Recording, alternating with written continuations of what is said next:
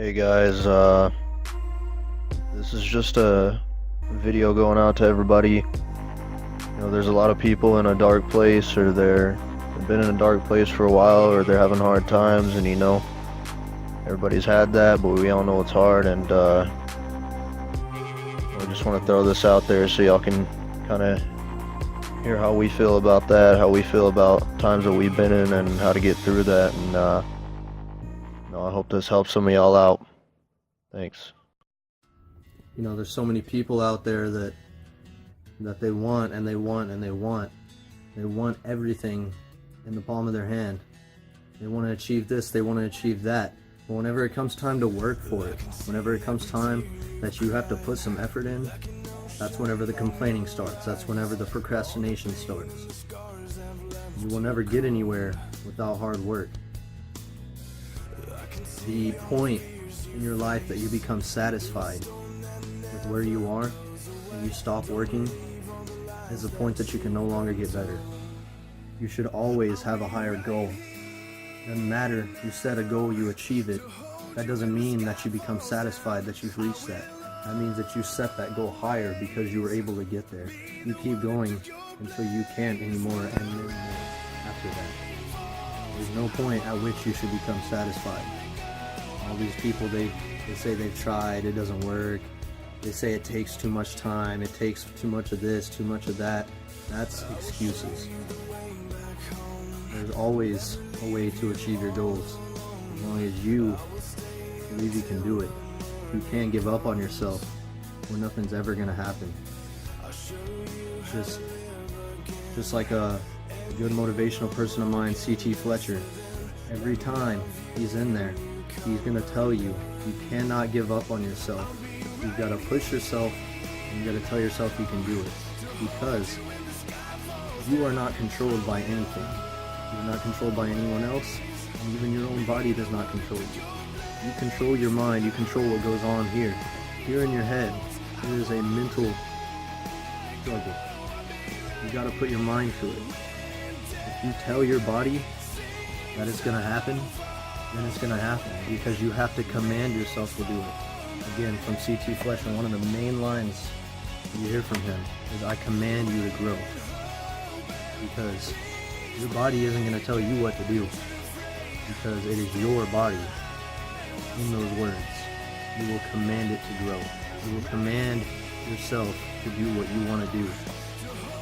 And that's that. No excuses.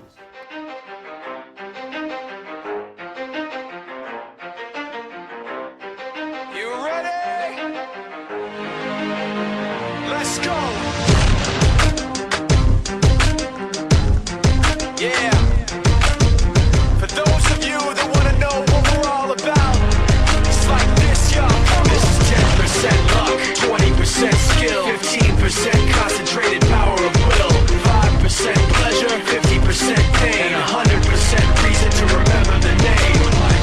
He doesn't need his name up in lights, he just wants to be heard, whether it's the beat of the mic. He feels so unlike everybody else, alone, in spite of the fact that some people still think that they know him, but fuck him, he knows the code. It's not about the salary, it's all about reality and making some noise, making a story, making sure his click stays up. That means when he puts it down, Tox picking it up. Let's go. Who the hell is he anyway? He never really talks much, never concerned with status, but still leaving him starstruck. Humble through opportunities given despite the fact that many misjudge him cause he makes a living from writing raps. Put it together himself, got a picture connects, never asking for someone's help or to get some respect. He's only focused on what he wrote, his will is beyond reach, and now it all unfolds, the skill of an artist. This is 20% skill, 80% fear, be 100% clear, cause Ryu was ill. Who would've thought he'd be the one that set the West in flames? And I heard him wreck it with the crystal method, name of the game. Came back, dropped Megadeth, took him to church. I like Bleach, man. Ryu had the stupidest verse, this dude is the truth. Now everybody giving them guest spots and stocks through the roof. I heard he fucking with that stock.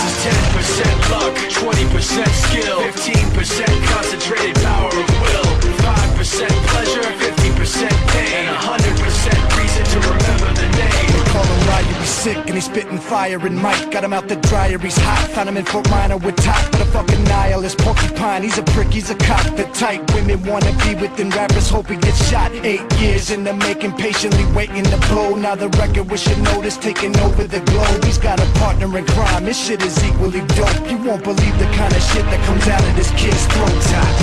He's not your everyday on the block. He knows how to work with what he's got, making his way to the top. He often gets a comment on his name. People keep asking him, was it given that birth that doesn't stand for an acronym? No, he's living proof. Let him rock in the booth. He'll get you buzzing quicker than a shot of vodka with juice.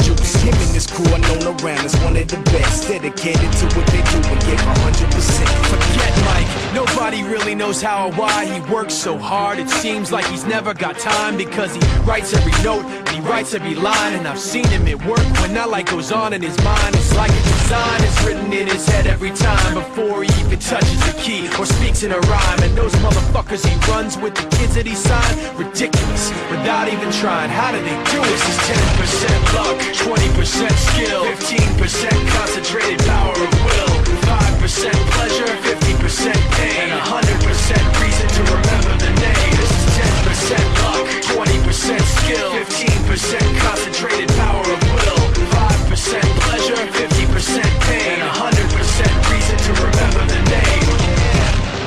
Fort Minor, M. Shinoda, I wasn't blessed with the best genetics. I wasn't blessed with the best of everything, but I was blessed with a great heart. And starting out working out, you know, about 5-6 years ago, I always was a scrawny kid. I was never expected to be 200 pounds. I was always scrawny, but I believe to succeed at whatever you want to do in life, you know, you have to give it 110%, even more than that. It's all about what your mind and your heart says. You know, it's so easy to get caught up in the world, and so easy to get caught up in everything that goes around us, that we forget what's important in life, and we forget what we truly want out of life. We tend to worry so much about what other people think of us, about what other people want for us, whenever it's really truly your life and you live it the way you want to live it.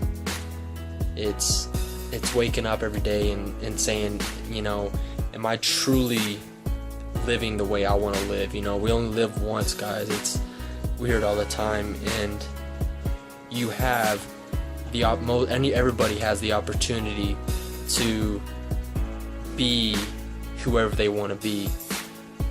My family was I mean, I love them to death, but I was growing up around drugs and around everything else, and everybody expected me to be on that path. And whenever I saw family members start disappearing and leaving because of that stuff, I finally told myself that I wasn't going to go down that road, and I wasn't going to be that guy.